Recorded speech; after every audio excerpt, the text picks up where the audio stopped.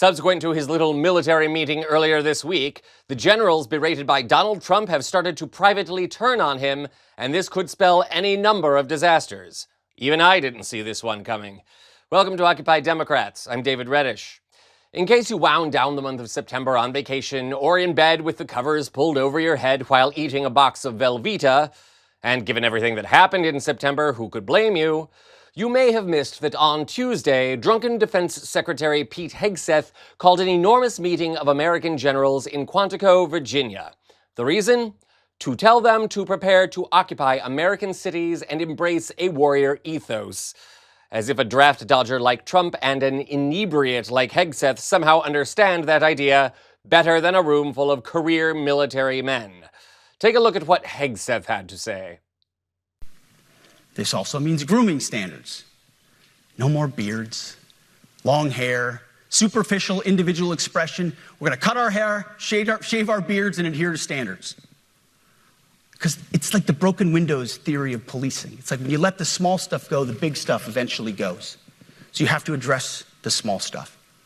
This is on duty, in the field, and in the rear. If you want a beard, you can join special forces. If not, then shave. We don't have a military full of Nordic pagans, but unfortunately we have had leaders who either refuse to call BS and enforce standards, or leaders who felt like they were not allowed.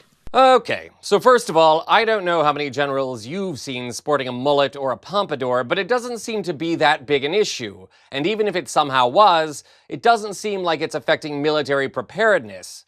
And it gets even more bizarre and embarrassing, so stick around. Hegseth made it known that he likes a smooth, clean-shaven man who won't let himself go. Do you suppose he talks to women the same way, including any number of women he's impregnated, married, cheated on, and divorced? In no particular order, of course. Or does he just tell that to the boys after a few drinks? Use your imagination. Let's move on. Not content to let Hegseth become the only national embarrassment, Trump took to the stage to deliver a meandering and low-energy screed. And people other than politicians that look bad, they think, the Democrats run most of the cities that are in bad shape. We have many cities in great shape too, by the way. I want you to know that. But it seems that the ones that are run by the radical left Democrats, what they've done to San Francisco, Chicago, New York, Los Angeles, they're very unsafe places, and we're going to straighten them out. It'll be a major part for some of the people in this room. That's a war too. It's a war from within. Now, before we go any further, I must point out that Trump is actually calling for war there. War on American citizens. It is not the duty of the military to battle with Americans, nor is it their objective to overrule civilian defenses like the police. So no wonder people in the room felt uncomfortable. And by the end of the day, that included Donald Trump. Stay with me. In his speech, Trump also complained about America's ugly stealth planes and battleships, because apparently outglamming your enemy is a major strategy on the battlefield. Suffice it to say, the speech did not go over well, and now former military officials have revealed that Trump himself felt taken aback during the speech.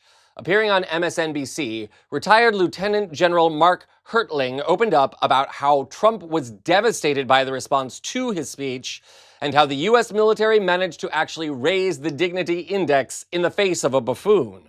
General, I'll start with you and just your reaction. I'm sure you've talked to some of your old colleagues, maybe who were in the room or some who just watched at home. What was the reaction to that spectacle yesterday? Yeah, Willie, I did talk to a few, many people in that room I've served with. I didn't retire that long ago, so some of those senior members were junior members when I was still in the service. What was interesting is it came about in two parts. First of all, Secretary Hegseth's address. I took notes as he spoke, as I was watching it. And just some of the things that I made bullet points about were Liberation Day, kill things and break people, or kill people and break things, war crimes, Geneva Convention elimination, rules of engagements are unnecessary, suggesting women can't meet the standards, returning to the days of drill sergeants smoking recruits. during basic training, suggesting the elimination of IG actions, especially as he's being investigated for the use of signal apps by those IGs. Hawking his own book at the end, The War on Warriors, I've read, and it's a compilation of thoughts from a disgruntled soldier who has very little understanding of strategic implications of various actions. Then when it turned to the president, you've already addressed this, a meandering, just all sorts of issues, much like the UN speech he gave. So many things to talk about from that speech, but the war from within, as you just mentioned, and putting soldiers on American streets to train how to react to different enemies from within were two of the highlights that I wrote down. And it was just a combination of two things that I believe were leading to what we might see next. And the other thing I'd say is President Trump thrives on applause and cheering and interactions with an audience. And when he didn't get that and instead got quiet professionalism from the soldiers, sailors, airmen, and Marines in the audience, that likely rattled them from the very beginning. And that silence wasn't disrespect. It was restraint and discipline and adherence to the oath of office. Yesterday was, to me, a collective reminder of our professional culture that we have in the military that transcends politics. It was on full display, and it was interesting to watch from both sides of the audience. So there you have it. Trump intended this little speech as a fan-fest lap dance of sorts, and it proved anything but. The generals gathered in that room had nothing but disdain for Hegseth's beauty school course, and especially for Trump's self-adulation and encouraging them to see the American people as an enemy. The military is sworn to protect and serve America and her people, not its bronzed leader. And we need to mention at this point the irony of Hegseth fat-shaming the generals while encouraging their fealty to Trump as the ultimate warrior. Hegseth does know Trump is fat, right? And all of this says nothing of the total stupidity of gathering so much of America's military command into one spot. What if we were attacked? We'd lose the president, the defense secretary, and the military leadership. And what if spies were hanging out in the area? And you know they were.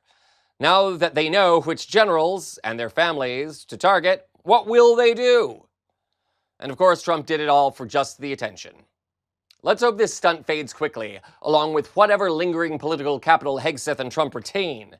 As always, help us out by liking and sharing this video, and always make sure to subscribe to our channel to stay up to date on all political news in the United States. This is Occupy Democrats.